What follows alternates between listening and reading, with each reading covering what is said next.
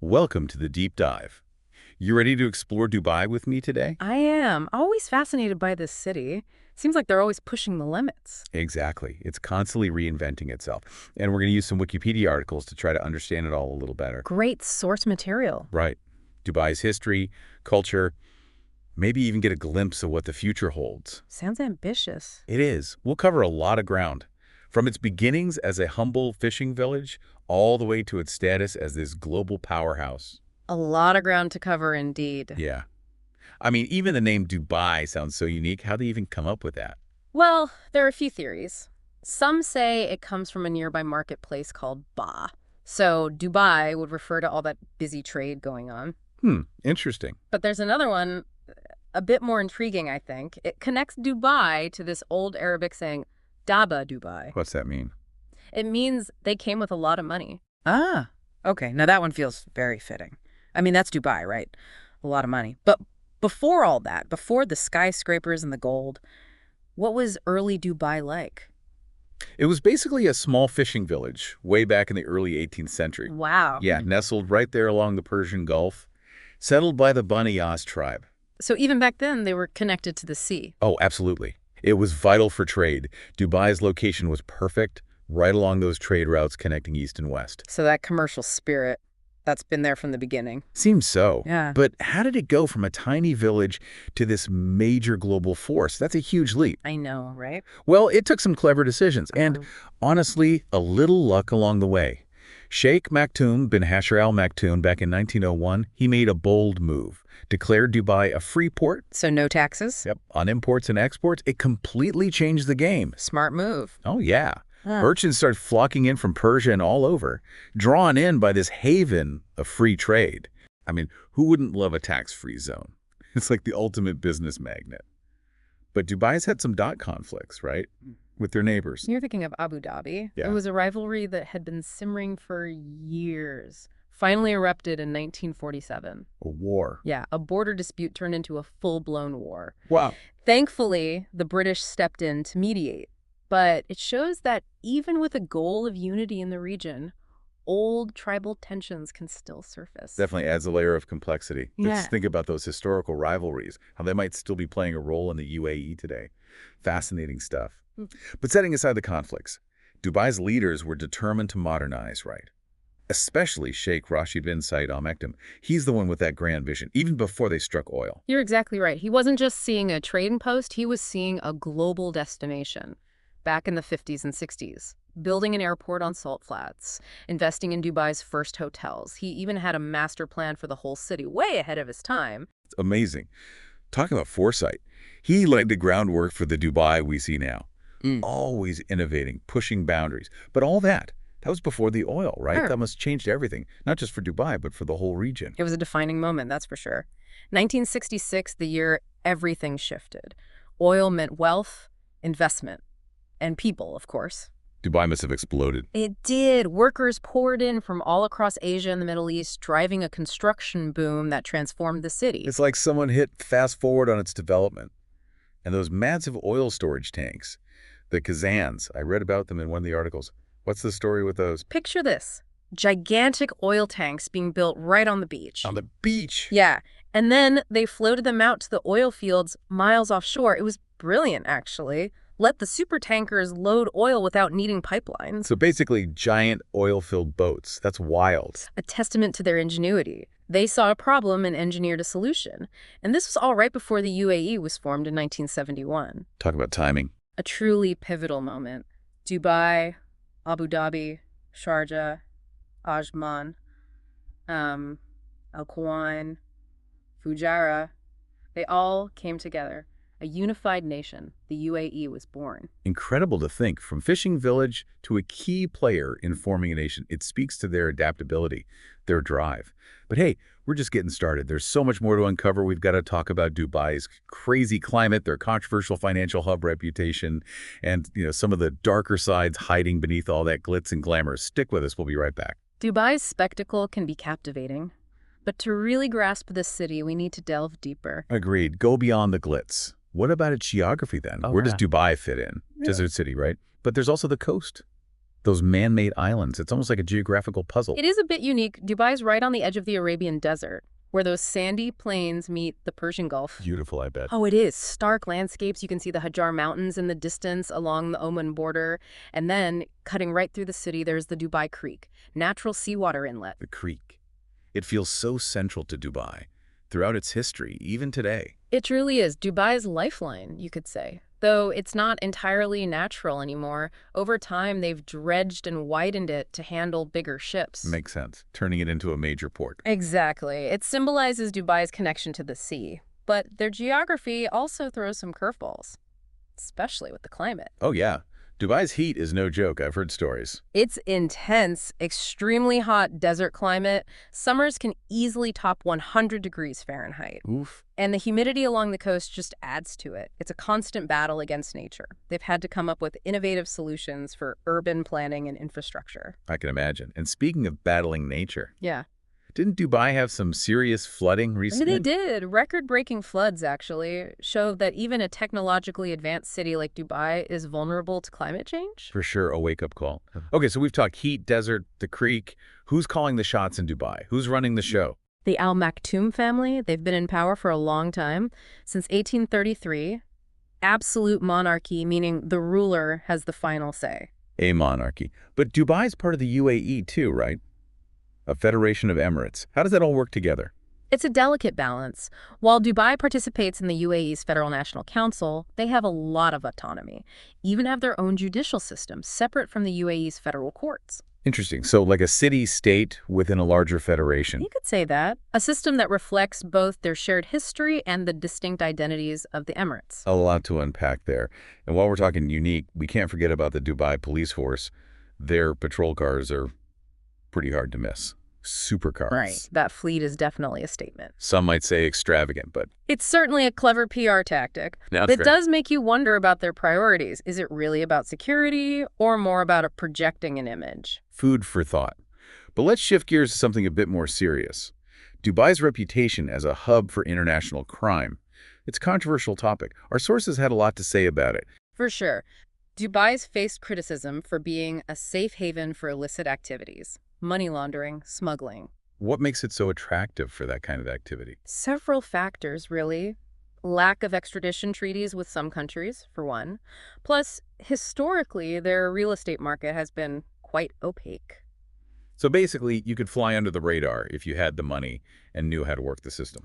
In some cases, yes. It allowed individuals and organizations to operate outside the reach of traditional law enforcement. Our sources mentioned a report by the Carnegie Endowment, pretty critical of Dubai's role in global financial crime. It was. The report highlighted how illicit funds contributed to Dubai's prosperity, calling it a globally attractive destination for dirty money. Then there was the Dubai Unlocked investigation, which revealed even more. Yeah, that investigation was a big deal, confirmed a lot of suspicions about their real estate market. Absolutely. It exposed how criminals, sanctioned individuals, even people linked to terrorist organizations, were using Dubai's property to hide wealth. The place to stash your ill-gotten gains with a nice view, huh? Seems that was the appeal for some. But it is worth noting that Dubai has taken steps to address these problems. Tighter regulations, extradition treaties, stricter anti-money laundering measures. It remains to be seen how effective these will be. A classic case of trying to clean up a tarnished reputation. We'll have to see how those reforms play out. But beyond financial crime, there's another issue. Dubai's human rights record. It's a sensitive subject, but it needs to be discussed. Agreed. Dubai's been criticized for its treatment of foreign laborers, the majority of its workforce. There have been numerous reports of exploitation, wage theft, even forced labor. I remember reading about the Slaves in Dubai documentary. The title alone is quite disturbing. It was a powerful expose, revealed the terrible conditions some migrant workers face. Cramped housing, unsanitary conditions, long hours for little pay, and even having their passports confiscated. Modern-day indentured servitude. Oh. Appalling. And it's not just labor rights, right? Dubai also restricts free speech and LGBTQ rights. Unfortunately, yes. Homosexuality is illegal. LGBTQ tourists risk detention and deportation. And then there's the case of Princess Latifa. The daughter of Dubai's ruler. Yes. She tried to escape in 2018, alleged abuse and mistreatment. Her capture and forced return raised serious concerns about personal freedom, even for the ruling family. It's a dark side to Dubai's pursuit of progress, for sure. a cost that falls on those who don't fit their vision. But despite these challenges, Dubai remains incredibly diverse and dynamic. It's a global melting pot. Let's talk about the people who make up this city. Dubai is a city of immigrants. Over 90% of its population are expats from all over the world. It's truly remarkable. That's mind-blowing. What are some of the biggest expat communities? Indians are the largest group, followed by Pakistanis, Filipinos, Bangladeshis, the list goes on. This influx has created a truly unique blend of cultures. A global village in the truest sense. I imagine English is widely spoken alongside Arabic. Oh, absolutely. English is essential in Dubai. For business, daily life, it's a legacy of British influence, but also reflects Dubai's global outlook. You'll hear a mix of languages on the streets, in the markets. It's vibrant, maybe a little chaotic at times. And while Islam is the official religion, you see Christian, Hindu, Sikh communities, a fascinating mix of faiths. It sounds like Dubai embraces that diversity. But this influx of people wouldn't be possible without a strong economy, right? What are the driving forces behind Dubai's success? Still all about oil, or have they branched out? While oil was key in the early days, Dubai has made a real effort to diversify. Real estate, trade, tourism, these are major players in their economy now. So they're not putting all their eggs in one basket. Smart move. Right. What are some of the key sectors driving their economy today? Trade and logistics are huge. They have Jebel Ali Port, the world's largest man-made harbor, handles an unbelievable amount of cargo. Then there's the gold trade. Dubai is known as the City of Gold for a reason. And we can't forget finance. They have established themselves as a regional financial hub. Dubai Financial Market, NASDAQ Dubai, they're attracting investors globally. They've been strategic about creating a multifaceted economy. But even economic powerhouses face challenges, right? Especially in today's world. You're absolutely right. Dubai has had to navigate some rough waters lately. For instance, tightening crypto regulations has affected their financial sector. And then there's the influx of wealthy Russians investing in real estate after the Ukraine war. Driving up property prices, I imagine. Exactly. It's raised concerns about money laundering, too. Dubai's dealing with both internal and external pressures on their economy. A delicate balancing act. Speaking of things Dubai's famous for, we've got to talk about tourism. It's a spectacle, right? The Burj Khalifa, Palm Jumeirah. What is it about Dubai that draws so many tourists? Dubai's positioned itself as a playground for the wealthy. Luxury shopping, top-notch dining, over-the-top entertainment. Their malls are massive, and they have endless five-star hotels. Sounds glamorous. But they are trying to appeal to more than just the luxury market. Broaden their horizons, so to speak. How are they doing that? They're diversifying their offerings. They loosened liquor laws in 2019, for instance, to attract a wider crowd and boost tourism revenue. It's a balancing act, though, trying to be a global tourism hub while adhering to their traditional values. Speaking of which, there have been reports about Dubai being risky for LGBTQ tourists. Yeah. How does that fit into their goal of attracting a diverse range of visitors? It's a contradiction. Dubai wants to be seen as tolerant and welcoming, but homosexuality is illegal. LGBTQ tourists risk harassment, deportation. It highlights the tension between their global aspirations and their social values. Makes you question their commitment to true inclusivity. It's a reminder that the image a city projects doesn't always match reality. Okay, so we've shopped till we dropped, marveled at the sights. How do we get around this sprawling city? Dubai's invested heavily in transportation. The Roads and Transport Authority manages a network of highways, bridges, tunnels. It's a very car-centric city. But their public transportation is impressive, too. So it's not all Lamborghinis and Ferraris. Not at all. They have a state-of-the-art metro system, buses, trams, even a monorail on Palm Jumeirah, and, of course, the Ebras. The traditional water taxis. Yes. They're still a popular way to cross Dubai Creek. A nice nod to their history as a port city. All this talk about transportation makes me think about Dubai's global connections, trying to be a key link between East and West. They're positioning themselves as vital to the modern Silk Road, facilitating trade between Europe, Asia, Africa. They're expanding their ports, investing in technology to handle the flow of goods and resources. A 21st century version of those ancient trade routes. Ambitious. Okay, last but not least, culture and lifestyle. What's it really like to live in Dubai? Beyond the luxury and futuristic architecture, what's the vibe? Dubai is such a mix of cultures. The vibe is diverse, dynamic. Traditional Arabic and Islamic influences are there, but you also have this fusion of traditions from South Asia, East Asia, Europe, and more. It's truly global then. I even heard they shifted their weekend to Saturday and Sunday. They did. to align with global business practices. Shows their ambition, right? Big time. But with Islam being the official religion, are there restrictions on nightlife or alcohol? Dubai does have a nightlife scene, but it's mostly confined to hotels because of the liquor laws. You'll find clubs, bars, restaurants, and non-Muslims can drink in designated areas. But it's all about finding that balance, enjoying the city while respecting local customs. Don't want to cross any lines. What about all those extravagant events Dubai's known for? Are those mainly for tourists? They draw millions of visitors, but locals enjoy them too. The Dubai Shopping Festival, Dubai Summer Surprises, Yeah. huge revenue generators. And then there's the Dubai Food Festival. Celebrates the city's diverse cuisine. A foodie's dream, I bet. Uh, Speaking of food, what are some must-try dishes in this global culinary melting pot? So many options. You have to try traditional Arabic cuisine, hummus, shawarma, falafel, all the delicious grilled meats and rice dishes. But because of the diverse population, you can find amazing Indian, Pakistani, Chinese, Filipino, European food, you name it. A true feast for the senses. Okay, before we wrap things up, let's touch on education and healthcare. What are those systems like in Dubai? Accessible to everyone, citizens and expats alike? Dubai has a solid education system, public and private schools offering various curriculums, including the International Baccalaureate program. Higher education is growing too. Several universities are attracting students from around the globe. Investing in education at all levels. What about healthcare? They have a two-tiered system, public and private. Public health care is generally accessible to citizens, while expats usually rely on private insurance. They recently made health insurance mandatory for all residents, which has increased demand. Trying to keep up with a growing and diverse population. Okay, we've covered a lot today. Dubai's history, its culture, its economy. But before we surface from this deep dive, I have one last thought. What does the future hold for a city like Dubai? I mean, it's grown so fast, achieved so much. Can they really keep pushing the limits like this? Are there going to be roadblocks? It's the big question, right?